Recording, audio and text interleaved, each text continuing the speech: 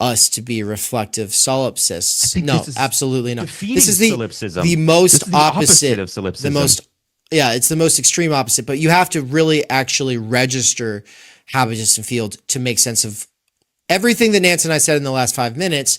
I think without having it's one thing to have the definitions. It's another thing to learn to think with these concepts. And then once you've learned to think with the concepts, if you go back over that 5 minutes, I think it's not even 5 minutes, probably 3 minutes. But if you go back over it, the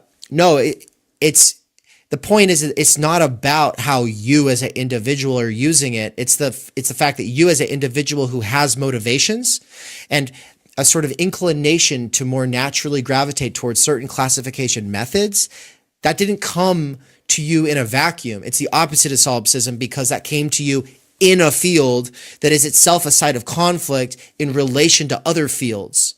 And the field might be academia, it might be the philosophy department versus the sociology department versus the School of Business and Economics, right? That's a field. But also there's a field within the wastewater management treatment center in your city. There's a field everywhere where there's positions, and those positions come with varying degrees of symbolic capital.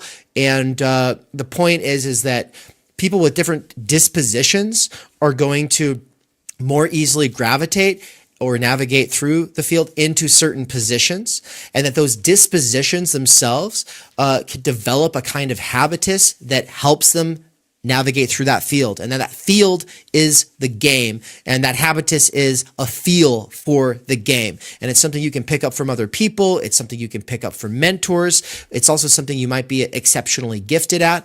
And the point is that it's not just about you and your little personality or your opinions or your little conscious motivations, that all of this is in relation to something that only really works when disavowed, something that only really works when we don't look at it, which is to say symbolic capital in its sort of